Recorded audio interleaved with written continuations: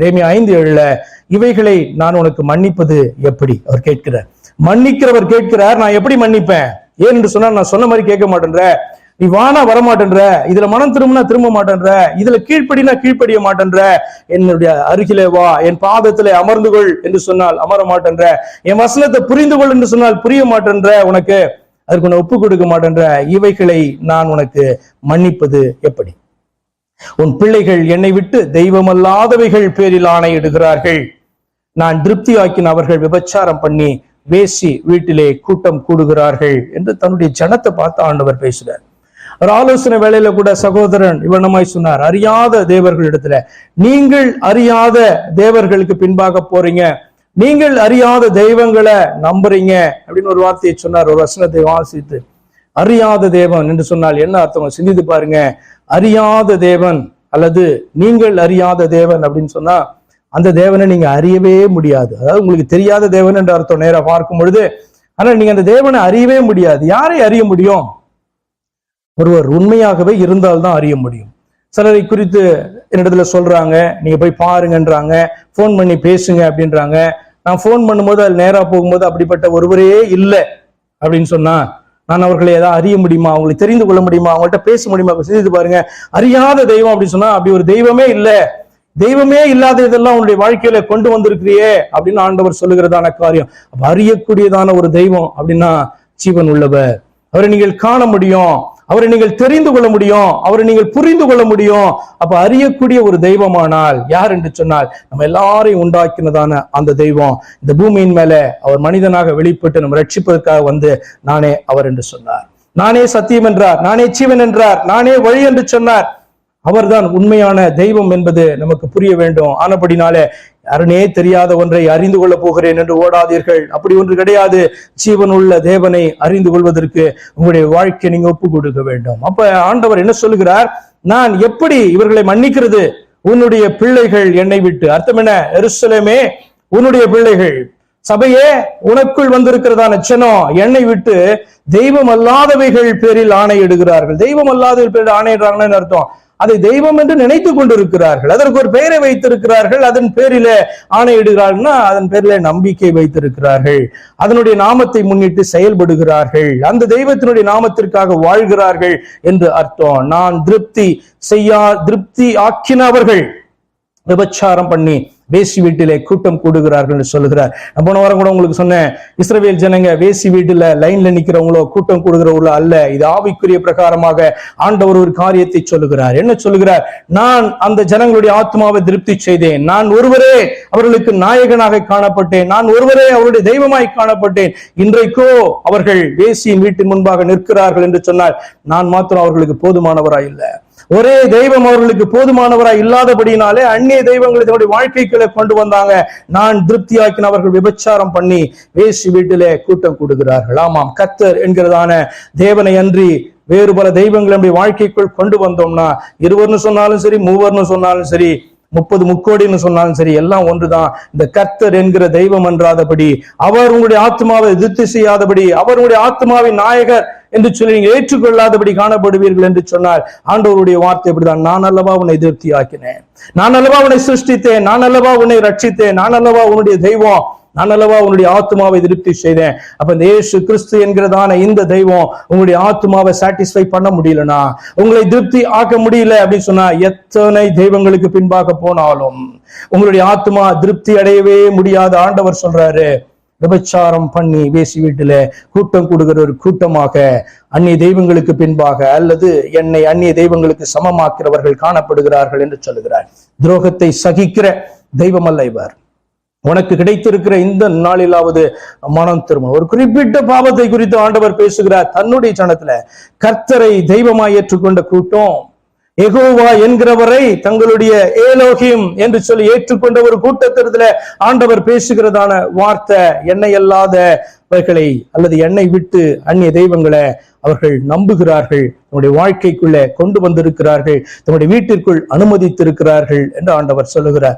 துரோகத்தை இவர் சகிக்கிறவர் அல்ல. கிடைத்திருக்கிற நாள்ல மனம் திரும்பின எரேமியாவில 5ஆம் அதிகாரத்துல கீழே நம்ம போய் வாசிக்கும் பொழுது 11ஆம் வசனத்திலிருந்து வாசிக்கலாம். இஸ்ரவேல் வம்சத்தாரும் யூதா வம்சத்தாரும் எனக்கு விரோதமாய் மிகுதியாய் துரோகம் பண்ணினார்கள் என்று கர்த்தர் சொல்லுகிறார். நான் முன்னாடியே சொன்னானே, கர்த்தர் என்கிற தெய்வம். வேதத்துல நீங்க கர்த்தர் என்கிற வார்த்தையை நீங்க வாசிக்கும் பொழுதெல்லாம் அது ஒரு ரட்சிப்பின் வார்த்தை. அது தேவனுடைய நாமம். தேவன் யார் என்பதை அறிந்து கொள்வதற்காக சொல்லப்படுகிறதான வார்த்தை. பழைய ஏற்பாட்டுல வாசிக்கும் பொழுது கர்த்தர் என்கிற தெய்வனை அன்றி வேறொரு தெய்வம் இல்லை என்பதை அறிந்து கொள்ள முடியும். புதிய ஏற்பாட்டுக்குள்ள வரும்பொழுது அந்த கர்த்தர் என்கிற தெய்வத்தினுடைய பெயர் இயேசு. அதாவது இந்த ஒரு மனிதனாக வெளிப்பட்டார், அதனாலதான் கர்த்தராகிய இயேசு என்று சொல்லப்பட்டு இருக்கும். அப்ப இந்த கர்த்தர் என்கிற வார்த்தையை ஒரு சுவிசேஷ வார்த்தை. அது தேவனை அறிந்து கொள்வதற்காக வேதத்திலே பயன்படுத்தி போல்டு லெட்டர்ஸ்ல ஹைலைட் பண்ணப்பட்டிருக்கிறதான ஒரு வார்த்தையாக அது காணப்படுது. அப்ப அவர் பேசுறாரு, இஸ்ரவேல் வம்சத்தாரும் யூதா வம்சத்தாரும் எனக்கு விரோதமாக, அதாவது கர்த்தர் என்கிற அந்த தெய்வத்துக்கு விரோதமாக துரோகம் பண்ணினார்களாம். அவர் அப்படிப்பட்டவர் அல்லவென்றும் பொல்லாப்பு நம்மேல் வராது, நாம் பட்டயத்தினாலும் பஞ்சத்தையும் காண்பதில்லை என்றும் தீர்க்கதரிசிகள் காற்றாய் போவார்கள், திருவாக்கு அவர்களில் இல்லை, அவர்களுக்கு அப்படி ஆக கடவதென்றும் அவர்கள் சொல்லி கர்த்தரை மறுதலிக்கிறார்கள். எந்த கிறிஸ்தவர்களாவது நீ பாத்துருக்கீங்களா கர்த்தரை மறுதலிக்கிறாங்கன்ட்டு? ஏசு கிறிஸ்து தெய்வம் அல்ல என்று சொல்றது இல்ல, ஏசு கிறிஸ்து எங்களுடைய ஆண்டவர் இல்லை, எங்க எஜமானர் இல்லைன்னு ஒரு கிறிஸ்தவர்கள் சொல்ல மாட்டாங்க. ஆனால் ஆண்டவரோ சொல்லுகிறார் கர்த்தரை மறுதலிக்கிறார். எப்படி என்று சொன்னால், நான் அவரை ஏற்றுக்கொள்ள மாட்டேன் என்கிற அர்த்தத்தில் அல்ல.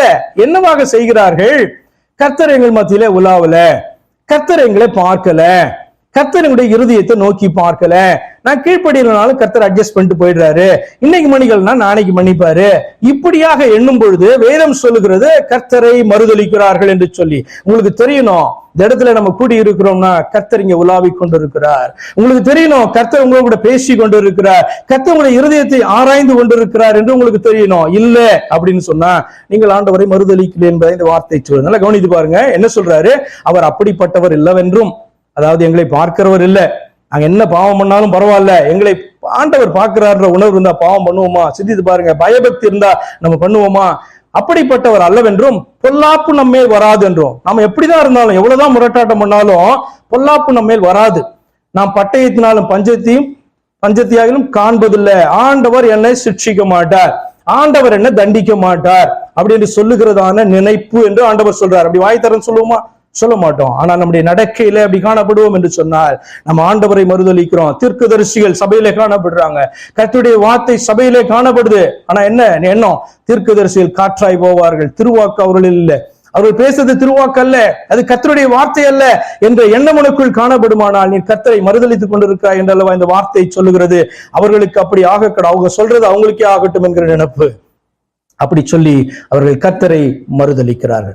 அப்ப நம்ம எங்க கூடுகிறோம், எதற்காய் கூடுகிறோம் என்கிற உணர்வு நமக்குள் காணப்பட வேண்டும். நம்முடைய ஆண்டவர் நம்ம எப்போதும் பார்த்து கொண்டிருக்கிறார் என்கிற உணர்வு நமக்குள்ளே காணப்படணும். பயபக்தி, ஒரு சின்ன வார்த்தையில அதை அடக்கி விட முடியும்.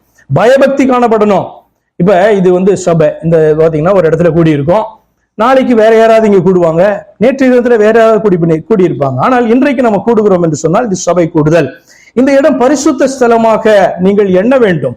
கர்த்தர் இந்த இடத்துல இருக்கிறார், உலாவுகிறார், கர்த்தர் என்னோடு கூட பேசுகிறார் என்ற உணர்வு உங்களுக்குள்ள காணப்பட வேண்டும். கர்த்தர் தான் எல்லா இடத்துலயும் இருக்கிறார், இது என்ன பரிசுத்த ஸ்தலம் என்று சொல்லி நீங்க நினைக்கலாம். தேவன் எல்லா இடத்திலும் இருக்கிறார், வானாதி வானங்களும் கொள்ளாதவர், எல்லா இடத்துலயும் ஆண்டவர் இருக்கிறார். ஆனால் சில இடங்கள் சில நேரங்களில விசேஷ தன்மை அடைகிறது. அது என்ன அப்படின்னு சொன்னா, 2-3 பேரை நாமத்தினால கூடுகிற இடத்துல அப்படின்னா என்ன அர்த்தம்? அப்பதான் அவர் வாசம் பண்றாரா? எப்பயும் வாசம் பண்றாரு, எல்லா இடத்துலயும் வாசம் பண்றாரு, ஆனா அந்த இடம் விசேஷமாகிறது. அதே மாதிரி பாத்தீங்கன்னா இந்த சபை கூடுதல் ஏன் முக்கியம் என்பதை நான் உங்களுக்கு சொல்றேன், பயபக்தி என்பதை நான் உங்களுக்கு விளக்குகிறேன்.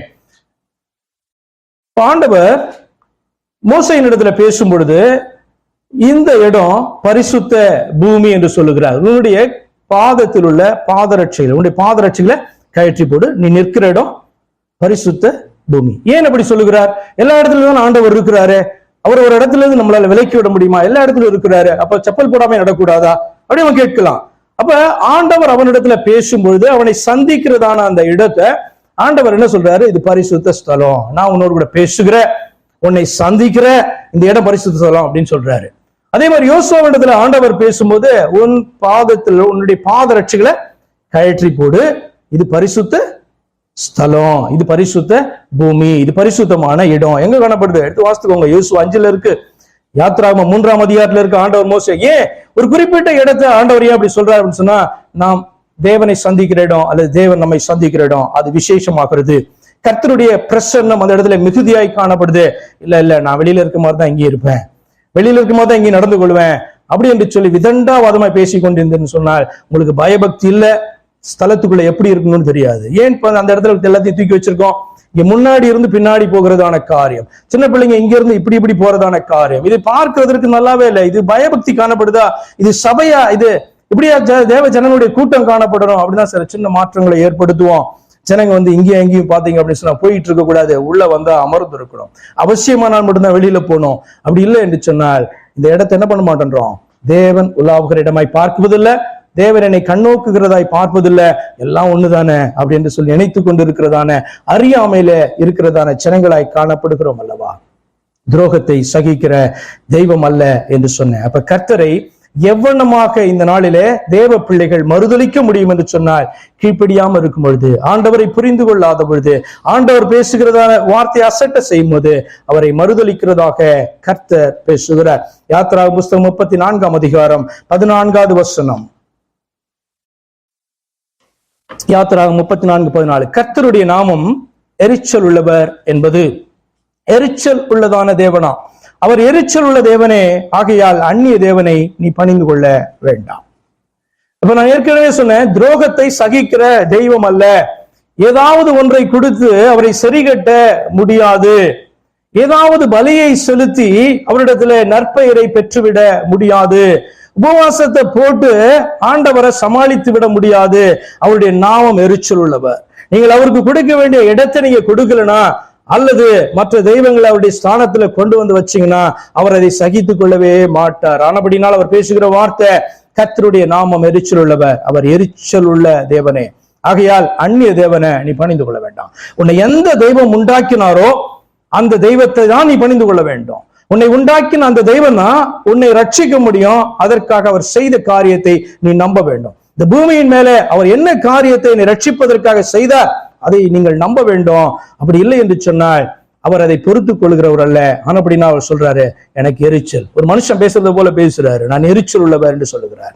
உபாகம் 4:24 வாசிக்கிறோம், உன் தேவனாகிய கர்த்தர் பட்சிக்கிற அக்கினி, அவர் எரிச்சல் உள்ள தேவன் என்று வாசிக்கிறோம். இது சத்திய வார்த்தை.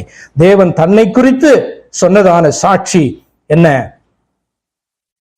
தான் எரிச்சல் உள்ளவர் என்பது. எப்ப? உன்னுடைய ஆத்மாவுக்கு ஒரே நாயகர் தான் இருக்கணும். ஒரே புருஷனோடு வாழ்வதுதான் ஒரு ஸ்திரீக்கு காணப்படுகிறதான ஒரு கற்புள்ள வாழ்க்கை. அதே போல ஒரே தெய்வத்தை தொழுது கொள்வதுதான் நம்முடைய ஆத்மா கற்புள்ளதாய் காணப்படுகிறது.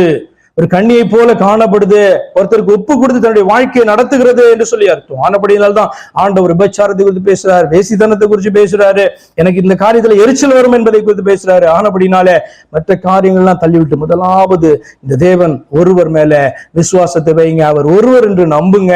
அவர் ஒருவர் தான் உங்களை உண்டாக்கினார்னு விசுவாசிங்க. அவர் ஒருவர் தான் உங்களை காத்தார், ரட்சித்தார்னு விசுவாசிங்க. அவர் ஒருவர் தான் உங்களுக்காய் வரப்போகிறார் விசுவாசிங்க. அவரை தவிர வேறு ஒருவருமே உங்களை அதிகம் நேசிக்க முடியாது என்பதையும் நீங்கள் அறிந்து கொள்ளுங்க. அடுத்ததாக காணாதவர் போல் இருக்கிறார், உடனே தண்டியாமல் இருக்கிறார், மனம் திரும்ப காலம் உண்டு என்று எண்ணி ஏமாற வேண்டாம். மேலோட்டமாய் பார்க்கும்போது அப்படிதான் தோன்றும். ஆண்டவர் நான் என்ன செஞ்சாலும் ஒண்ணும் கண்டுக்க மாட்டேன்றாரே, காணாதவரை போல இருக்கிறாரே, கண்ணே இல்லையா அவருக்கு?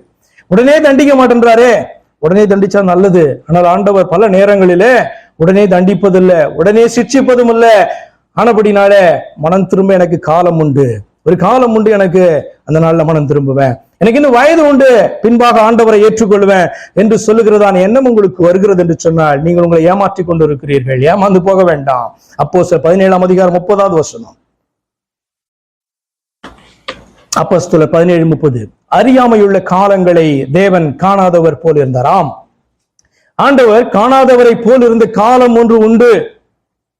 ஆண்டவர் காணாதவரை போல இருந்ததான ஒரு காலம் உண்டு என்று வேதம் சொல்லுகிறது. இப்பொழுதோ மனம் திரும்ப வேண்டும் என்று எங்கும் உள்ள மனுஷருக்கெல்லாம் கட்டளையிடுகிறார். ஆண்டவர் காணாதவரை போல் இருந்ததான காலம் என்று சொல்லும் பொழுது ஆண்டவர் தன்னை குறித்து அறிவிக்காததான காலம், தெளிவாக அவரை குறித்து கற்றுக் கொடுக்காததான காலம், ரட்சிப்பின் வழி இதுதான் என்று சொல்லி ஆண்டவர் மிக தெளிவாக சொல்லாத ஒரு காலம் உண்டு. ஆனால் ஆண்டவர் தன்னை குறித்து அறிவித்த காலம், ஆண்டவர் வழி இதுதான் என்று சொன்னதான காலம், ஆண்டவர் இது என்னுடைய நாமம் என்று சொன்னதான காலம், தன்னை குறித்து அறிவித்ததான சாட்சி, அதற்கு பின்பாக வாழ்ந்து கொண்டிருக்கிறோம். நன்றாக புரிந்து கொள்ளுங்க. ஆண்டவர் காணாததை போல் இருந்த காலம் ஒன்று உண்டு.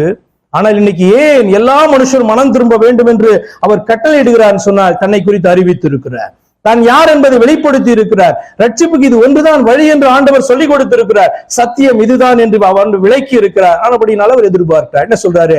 இப்பொழுதோ மனம் திரும்ப வேண்டும் என்று எங்கும் உள்ள மனுஷருக்கெல்லாம், எங்கெல்லாம் வாழ்ந்து கொண்டிருந்தாலும் பரவாயில்ல, நீ மனுஷனா இருந்தா மனம் திரும்ப என்று ஆண்டவர் ஆலோசனை கொடுக்கல, கட்டளை கொடுக்கிறாராம். அப்ப கட்டளையை நாம தள்ளும் பொழுது அசட்டை செய்கிறோம், ஆண்டவரை மறுதளிக்கிறோம், ஆண்டவரை நிராகரிக்கிறோம். அப்ப அழிவுக்கு நம்முடைய வாழ்க்கையை நம்ம ஒப்பு கொடுக்கிறோம், நம்முடைய ஆத்மாவை ஆக்கினைக்கு ஒப்பு கொடுக்கிறோம் என்று சொல்லி அர்த்தம். புரிந்து கொள்ளுங்க.